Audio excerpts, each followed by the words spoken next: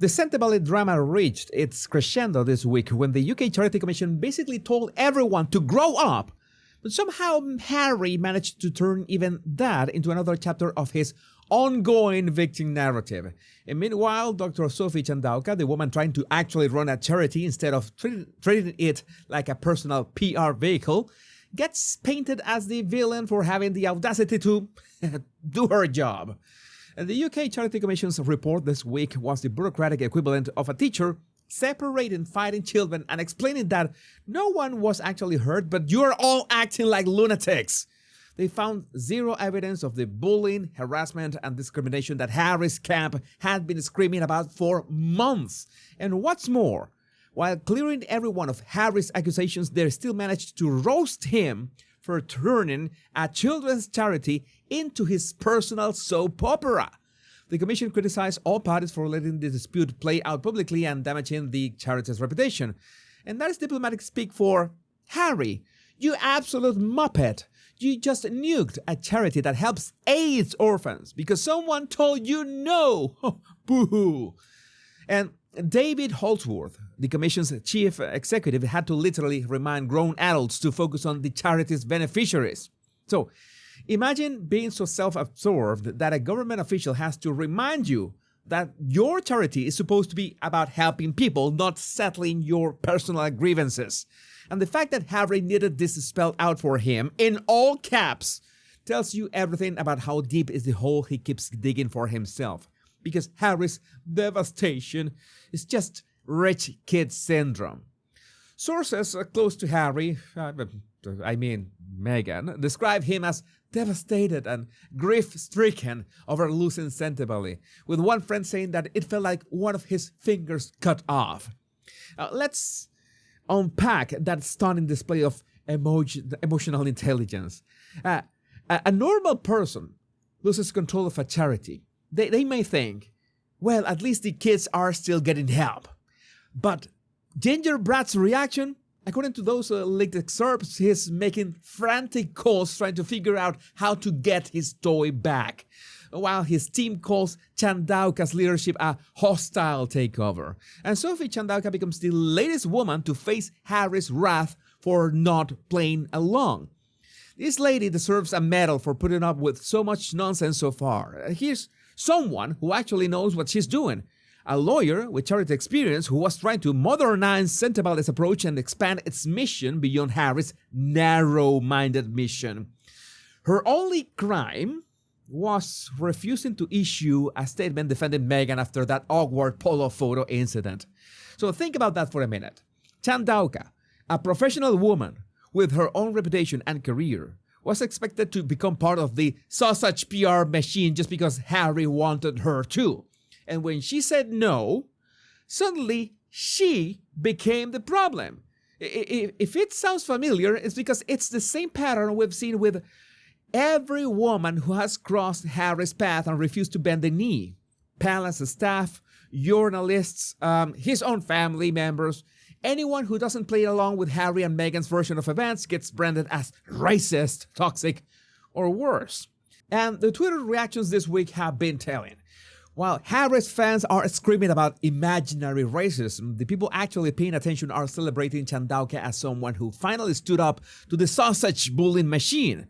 Canal Citadel nailed it.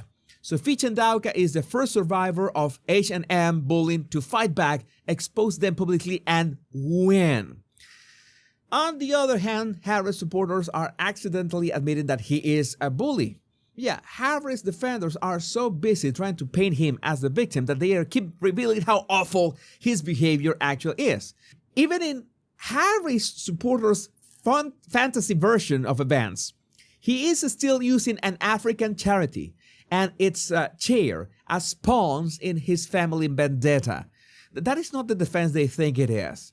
Or look at this one, this thread breaking down the simple version of events. Dr. Sophie Chandauka correctly identified that Prince Harry's garbage reputation was a risk to the charity. The worst part is that some of Harry's fan accounts are literally calling for boycotts of Sentebale until Harry provides further guidance. They are so devoted to their ginger prince that they're willing to hurt African children to make a point. The lack of self-awareness is staggering. And the fact is that Harry can't directly attack his family anymore without looking completely unhinged, so he's using Sentebale as a proxy battlefield. Notice how some connected this to Prince William? That is not an accident, because Ian Rawlinson, a close ally of William, was appointed Sentebale's board the same day Harry resigned. That timing wasn't coincidental. It was most likely William stepping in to protect a charity that his brother was about to destroy through sheer spite. But instead of recognizing that his family was trying to save his mother's legacy, Harry saw it as another betrayal. And this is the same pattern we have seen since 2020. Harry creates that crisis, the family tries to manage the damage, and Harry interprets their damage control as persecution. It is exhausting for everyone involved, but most importantly, it's hurting the very people these institutions are meant to serve. The leaked article excerpts show Harris considering starting a rival charity rather than just letting Sentebale continue its work. Because nothing says like, I care about African children, like fragmenting the charitable landscape to satisfy your ego. Remember when Harry was one of the most popular royals? That Harry is gone, replaced by someone who treats charities like personal brands and throws public tantrums when he doesn't get his way. The transformation is complete. Harry has become every entitled celebrity he used to roll his eyes at. And look at his response to this week's developments. Instead of accepting the commission's findings and maybe, just maybe, admitting that he handled it this badly, his team doubled down. They called the report troublingly short and complained it didn't adequately address the consequences of Chandauka's action. I'm going to translate it for you. We are mad that our bullying allegations were dismissed, and we are even madder that nobody's punishing the woman who stood up to us. One can only imagine how Princess Diana would react to watching her son destroy a charity created in her memory because he couldn't handle sharing control. Diana's approach to charity work was about amplifying voices, not controlling narratives. You know who likes to control narratives, right? Right. She famously said that she wanted to be a queen of people's hearts, not a queen of boardrooms and PR strategies. She would have been mortified by the idea of using a children's charity as a weapon in any family feud. And Dr. Chandauka, meanwhile, has shown exactly the kind of grace under pressure that Diana would have admired. She has maintained her dignity while facing a coordinated campaign from one of the most privileged blockheads on earth. She has focused on the charity's mission while Harry obsesses over his wounded ego. And the Commission's action plan will help Sentebale move forward, but the damage to its reputation and to Harry's whatever credibility he owes at this point may be permanent. When your own family has to step in to save a charity from your behavior, it's time for some serious self-reflection. So Harris has spent the last 5 years positioning himself as a victim of institutional racism and family toxicity, unconscious bias, remember? But this week's developments reveal a different story. A man so addicted to control and victimhood that he will destroy his mother's legacy rather than admit he was wrong. I'm sure that if you look for small dick energy in the dictionary, you should find Harry's picture right next to it. So Dr. Sophie Chandauka will continue leading Sentebale, and those 78,000 children will get the help they need.